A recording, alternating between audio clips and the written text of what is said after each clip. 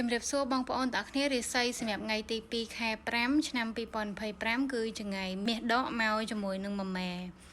ហើយម៉មែមានធាតុដីដកនៅពីក្រោមអញ្ចឹងចំពោះបងប្អូនដែលគាត់ត្រូវការធាតុដីជាមួយនឹងធាតុមាសគឺហេងហើយជាពិសេសអ្នកដែលគាត់មានមមីនឹងតួរិស័យមានថាសជាមួយនឹងកលក៏ហេងដូចគ្នាដែរហើយអ្នកដែលគាត់មានបញ្ហាដែលត្រូវប្រយ័ត្នគឺអ្នកដែលគាត់មានឆ្លូវនឹងតួរិស័យមិនថានៅក្នុងម៉ោងកើតថ្ងៃកើតខែកើតឬមួយក៏ឆ្នាំកើតទេបងប្អូនត្រូវមានការប្រយ័ត្នប្រយែងជាពិសេសតេថៃយើងអត់ត្រូវការធាតុមាសឬមួយក៏អត់ត្រូវការធាតុដីមិនថាមាននៅក្នុងថ្ងៃកើតម៉ោងកើតខែកើតឬមួយក៏ឆ្នាំកើតទេបងប្អូនប្រកបការងារការចរចាជាមួយនឹងការតំណែងជាមួយនឹងមនុស្សជុំវិញខ្លួនត្រូវប្រុងប្រយ័ត្នហើយអ្នកដែលគាត់មានបញ្ហាទៅតាមឆ្លូវដែរគឺអ្នកដែលគាត់មានជូតក្នុងទូរាស័យមានម្សាញ់និងរកាមានបញ្ហាខ្លះដែរតែអត់ធ្ងន់ធ្ងរដូចឆ្លូវទេហើយបើបងប្អូនត្រូវការធាតុមាសនិងធាតុដីគឺបងប្អូនមានបញ្ហាមែនតែក៏ល្អឡើងវិញនៅពេលក្រោយអញ្ចឹងណាចរចាការងារអាចនឹងរៀងអត់សូវរលូនពីដំបូងដល់ពេលចុងក្រោយនៅតែទទួលបានផលរៀងល្អដែរពេលដែលយើងត្រូវការធាតុមាសជាមួយនឹងធាតុដី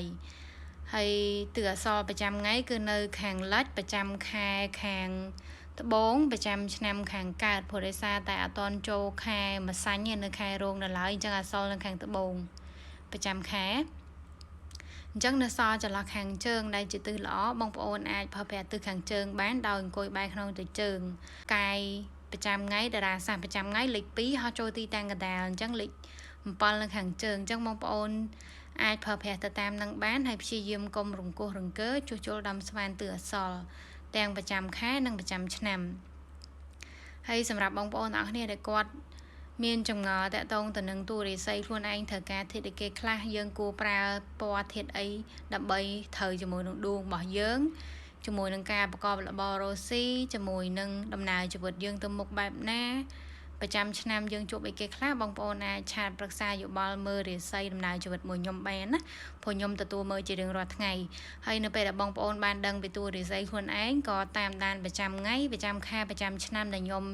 ចេញជូនបងប្អូនហ្នឹងគឺបងប្អូនតាមដានដឹងទៀតថាអ្នកនរគ្នាប្រចាំឆ្នាំមួយប្រចាំខែប្រចាំថ្ងៃបងប្អូនហេងឬមិនហេងមានបញ្ហាអីដែលយើងត្រូវប្រុងប្រយ័ត្នគឺយើងតាមដានដឹងអញ្ចឹងណានៅពេលដែលបងប្អូនដឹងតែខ្លួនឯងធាតុអីត្រូវការធាតុអីគេខ្លះសត្វអីឆុងជាមួយនឹងយើងខ្លះគឺយើងនឹងប្រើប្រាស់ប្រចាំថ្ងៃប្រចាំខែទៅប្រកបការងាររបររស់ស៊ីអីគឺបានល្អអញ្ចឹងណាគឺច្បាស់ជាងទូទៅអញ្ចឹងថ្ងៃនេះមកមានប៉ុណ្្នឹងឯងបងប្អូនទាំងគ្នាសង្ឃឹមថាបងប្អូនជួយ like ជាមួយនឹងជួយ share ដើម្បីបានឃើញវីដេអូហុងស៊ុយជារៀងរាល់ថ្ងៃអរគុណច្រើនបងប្អូនទាំងគ្នាជម្រាបលា